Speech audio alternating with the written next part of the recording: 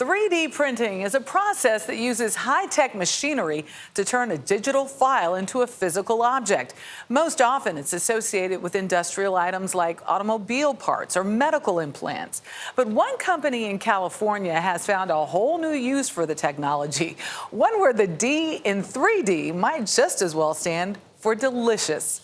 Our Jamie Wax has the story. In the modern world, we hear the term 3D printing so frequently that it's almost become meaningless. But at a tech/culinary startup in downtown Los Angeles, 3D printing is creating something very specific and sweet. And a lot of these designs, we have inspiration from chefs, or just we kind of have some crazy ideas in the lab, and we're just like, okay, let's just make this really fun food product. Sugar Lab creates small, beautiful, detailed sculptures, every one of them edible.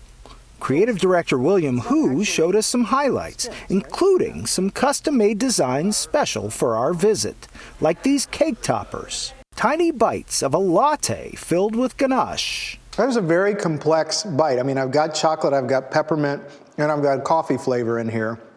But they're all sort of hitting at a slightly different time and in a different way. Yeah, we love that, kind of bringing our customers through that experience. Craft beer bonbons incorporating various beers into the filling. The visual printing on these is incredible. We kind of took inspiration from breweries to make really poppy labels, and then, with the shadows, we wanted to really emphasize that little pop top on top. And they even add an element of fun and sparkle to drinks with these glitter bombs. These are lime-flavored, printed with edible glitter. As you can see, it's melting there with the glitter. I mean, that's just fun. Yeah. That's to watch, much less drink. That's just fun. Well, cheers to your creativity, Will. Cheers. Thank you. Like many revolutionary ideas, the whole thing started almost by accident in the college apartment of founder Kyle von Hasseln, who was studying architecture. Well, I basically was grocery shopping with my wife, and we brought home some cake batter, like in a box. And we get into our tiny grad student apartment, and we realized we didn't have an oven. So there was no way to bake it, actually. And we thought, what would it be like to actually use this 3D printer that we've been using for architectural purposes and pour in sugar? Could you 3D print frosting? Could you make it sculptural? Could you add color? After some experimenting, his vision eventually grew beyond the existing capability. We realized that the technology couldn't go much farther unless we did a lot of research, a lot of homework, and developed a 3D printer from scratch, which would require a lot of innovation, a lot of invention. That's when he brought in co-founder and chief operating officer Megan Bozeman. Megan, 3D printing was the focus of your work and your life at the time. When you heard about this application, what did you first think?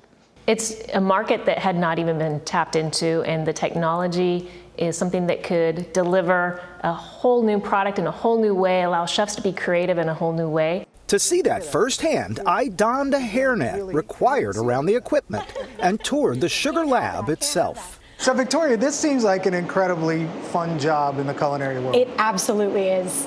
Easily the most interesting and different thing I've ever done. In-house chef Victoria Johnson walked me through the process of printing some of Sugar Lab's delectable creations, starting with the computer design.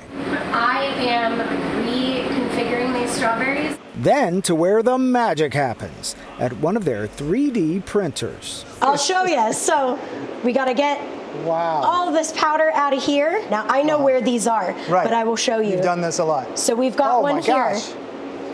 And I mean, that's it. That's the whole thing. But of course, you can see it's covered in powder. So we always give it a little tap to get all the powder out of the inside. That is truly surprising, I have to say. It's completely to wild. To watch the color, the texture, and everything just rise up out of the sugar. Up. That's amazing. With the right blend of business, creativity, and technology, Sugar Lab got the attention of the culinary community.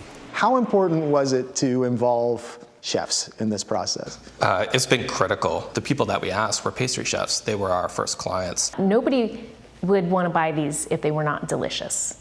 And so the chefs really help us bridge that from beautiful, that's what the architects really deliver, to beautiful and delicious, and an experience that people have not had before.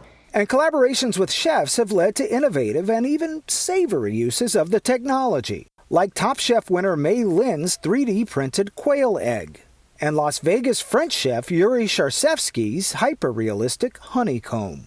They see something that they've never eaten before, and then they're surprised with the filling that he's put in there. Goat cheese mixed with other ingredients that he then bakes and serves, and it's an experiential meal for the customer.